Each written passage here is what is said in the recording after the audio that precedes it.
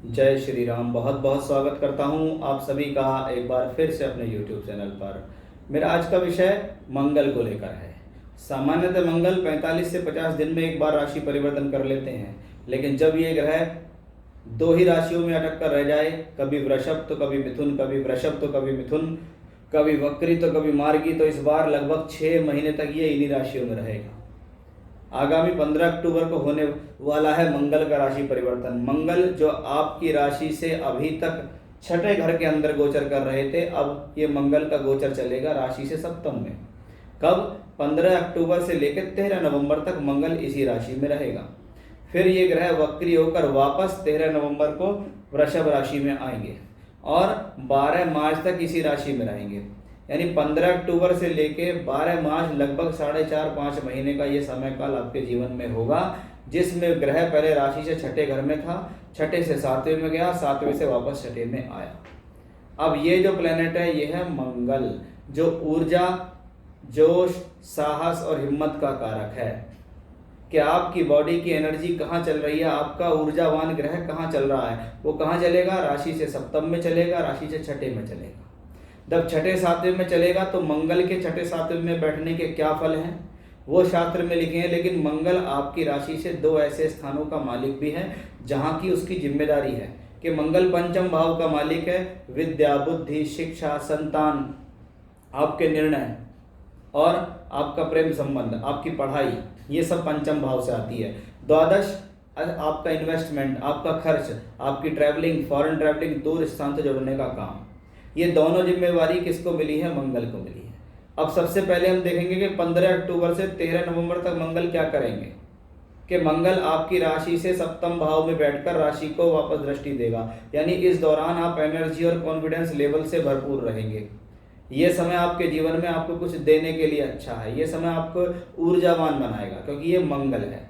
ये मंगल यहाँ से बैठ के आपके एनर्जी लेवल को बढ़ाएगा, तो यहाँ से ध्यान दृष्टि देके आपके जीवन में कार्य क्षेत्र को करने की क्षमता देगा कि भाई हाँ, मैं अपने काम में पूरी तरीके से लगा हुआ हूँ, पूरे जोश और साहस से मैंने अपना काम करना शुरू कर दिया है। इस मंगल का धन भाव से संबंध भी ये दर्शाता है कि धन की स्थिति आप अपने बल पर बनाएंगे। अब ये मंगल पंचम भाव का मालिक होकर त्रिकोण में बैठे हैं तो राजयोग है।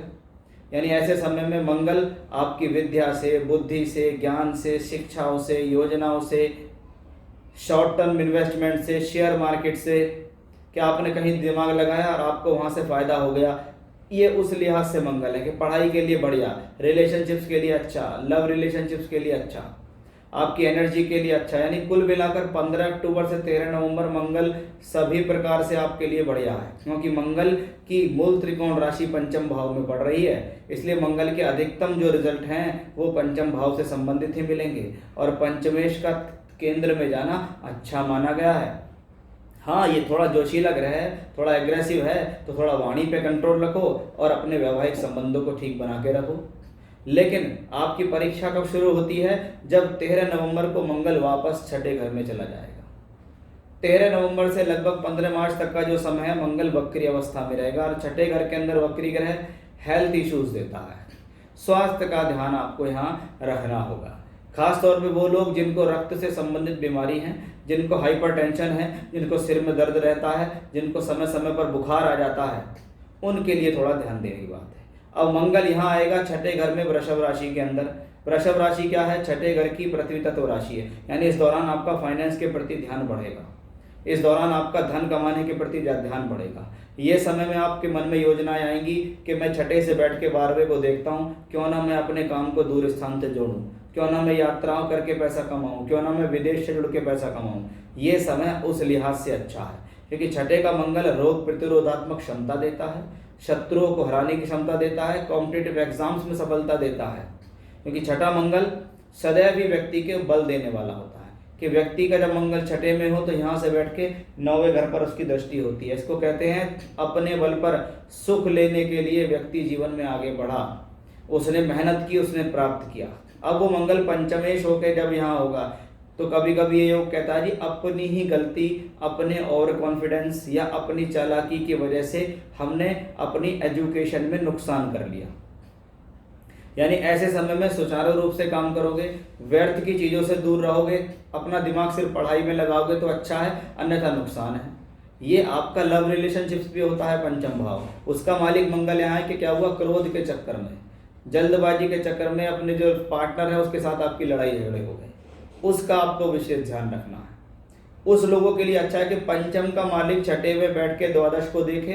पढ़ाई करने के लिए दूर जाने का समय, पढ़ाई करने के लिए विदेश जाओ, पढ़ाई करने के लिए दूर स्थान से जुड़ो, पढ़ाई करने के लिए दूर स्थान से जुड़ने के लिए अप्लाई किया, वो अप्लाई आपका सक्सेसफुल हो गया, वो इस मंगल की बदौलत है।